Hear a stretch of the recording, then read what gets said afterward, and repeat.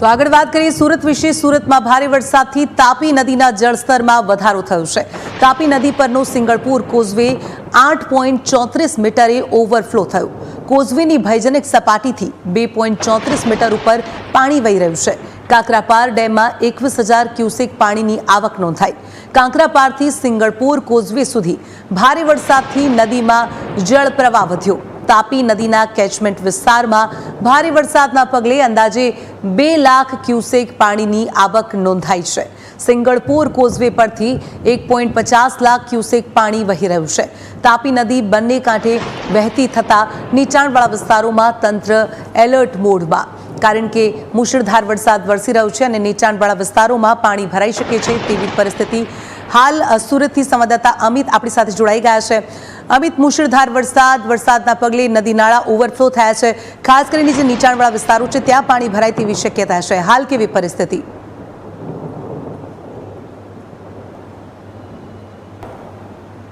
जी ચોક્કસથી સુરત સહિત દક્ષિણ ગુજરાતમાં જે પ્રકારે ધોધમાર વરસાદ વરસી રહ્યો છે તેને લઈને જે કહી શકાય કે સુરતનો આજે વિયરકમ કોઝવે છે તે હાલ ઓવરફ્લો થઈ રહ્યો છે ને સતત ઉપરવાસમાં વરસાદ પડી રહ્યો હોવાના કારણે તાપી નદીમાં જે નવા નીરની આવક થઈ છે અને હાલ કોઝવેની આ જે સપાટી છે 8.34 મીટરની છે, એટલે કે 8.34 મીટરની સપાટીથી કોઝવે છે તે ઓવરફ્લો થઈ રહ્યો છે। તો કે 6 મીટરની સપાટી ભયજનક સપાટી હતી અને હાલ ભયજનક સપાટી કરતાં 2.34 મીટરની સપાટીથી કોઝવે છે ઓવરફ્લો થઈ રહ્યો છે।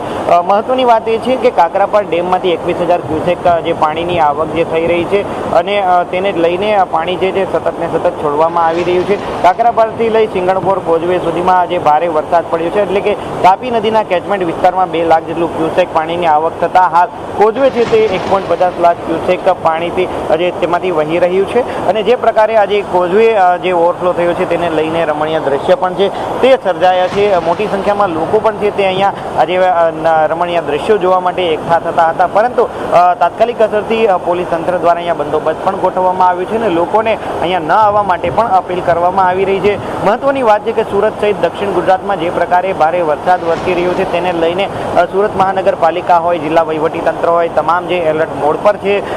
એનડીઆરએફની એક ટીમ અને એસડીઆરએફની 2 ટીમો કે જે સંભવિત વિસ્તાર કે જ્યાં પાણી ભરાવાની શક્યતા છે ત્યાં તૈનાત કરવામાં આવી છે। આ ઉપરાંત એક જે કહી શકાય આર્મીની એક ફોર્સ છે તે પણ પોતાના અત્યાધુનિક જે બચાવ કામગીરીના સાધનો હોય તે લઈને સુરતમાં આજે છે તે પહોંચી છે। એટલે કે પટપણે જે પ્રકારે હવામાન વિભાગે રેડ એલર્ટ જાહેર કર્યું હતું અને તેને લઈને જે પ્રકારે સુરત અને દક્ષિણ ગુજરાતમાં વરસાદની પરિસ્થિતિ છે અને આ કપરી પરિસ્થિતિમાં કોઈ મોટી જાનહાનિ ન થાય, લોકોને વહેલી તકે મદદ મળી રહે તેથી તાત્કાલિક અસરથી જિલ્લા વહીવટીતંત્ર છે એક્શન મોડમાં આવ્યું છે। એક કંટ્રોલ રૂમ પણ છે શરૂ કરવામાં આવ્યો છે। તમામ જે મામલતદારો છે, સરકારી કર્મચારીઓ છે તેમની રજાઓ છે કેન્સલ કરવામાં આવી છે અને સરકારી અધિકારીઓ છે સતત ખડે પગે તમામ પરિસ્થિતિનું મોનિટરિંગ પણ છે કરી રહ્યા છે। જોકે આજે સુરતમાં વહેલી સવારથી ધીમી ધારે વરસાદ પડતો હોવાના કારણે પાણી ભરાવાની સમસ્યા તો નથી, પરંતુ ભારે વરસાદનું એલર્ટ જે આપવામાં આવ્યું છે તેને લઈને તંત્ર ખડે પગે જોવા મળી રહ્યું છે। જી અમિત, સુરતના અમુક વિસ્તારો હજુ પણ પાણીમાં ગરકાવ છે। આગામી સમયમાં પણ ભારેથી અતિ ભારે વરસાદ સુરતમાં પડશે તેવી આગાહી કરવામાં આવી છે, ત્યારે નદીમાં પૂર આવવાના કારણે જે કાંઠાના વિસ્તારો છે તેની પરિસ્થિતિ ઘણી જ દયનીય બની શકે છે તેવી શક્યતા છે। આ પરિસ્થિતિને પહોંચી વળવા માટે તંત્રની કેવી તૈયારી?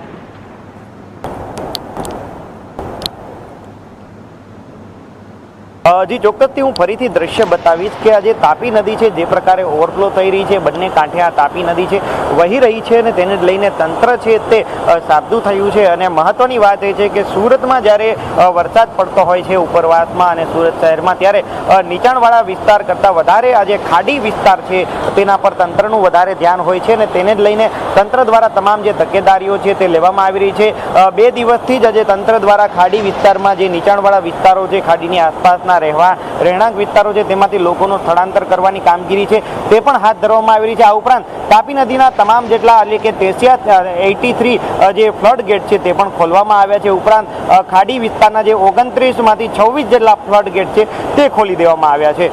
બીજી તરફ જો વાત કરવામાં આવે તો જે ઘરવિહોણા જે લોકો હતા 2943 તેમનું જે પાલિકાએ શેલ્ટર હોમમાં તેમને સ્થળાંતરિત કરવામાં આવ્યા છે અને નીચાણવાળા વિસ્તારમાંથી 262 જેટલા જે નાગરિકો છે તેમને રાહત રાહત કેન્દ્રમાં મોકલવામાં આવ્યા છે. તો બીજી તરફ વાત કરવામાં આવે તો અસરગ્રસ્ત નાગરિકોમાંથી 5,760 જેટલા ફૂડ પેકેટનું વિતરણ કરાયું છે અને 8,450 જેટલી પાણીની બોટલોનું પણ વિતરણ કરવામાં આવ્યું છે. એટલે કે જે પ્રકારે ભારે વરસાદની આગાહી હતી અને તેને લઈને 2 દિવસ પહેલાથી જ આ તંત્ર જે સાબદું બન્યું છે અને ગઈકાલે પણ જે ખાડી વિસ્તાર હતા, ખાડીઓમાં જે પ્રકારે જળસ્તર સતત વધી રહ્યા હતા તેની ચિંતાને ધ્યાનમાં લઈ ખાડીની આસપાસ ખાસ કરીને આજે કહી શકાય સીમાડા ખાડી હોય કે પછી અન્ય જે ખાડીઓ સુરત શહેરમાંથી પસાર થાય છે તેની આસપાસમાં જે રહેણાંક વિસ્તારમાં લોકો હતા તેમનું સ્થળાંતર હાથ ધરવામાં આવ્યું હતું ને કેટલાક લોકો મકાનો ખાલી ન કરતા હોવાના કારણે પણ તંત્ર દ્વારા જે પોલીસની મદદ લેવામાં આવી હતી. બીજી તરફ ટેક્સટાઇલ ઉદ્યોગમાં પણ રજા જાહેર કરી દેવામાં આવી હતી અને આજે પણ સુરતની શાળા કોલેજો છે તેમાં રજા જાહેર કરવામાં આવી છે કારણ કે સુરત શહેર ઉપર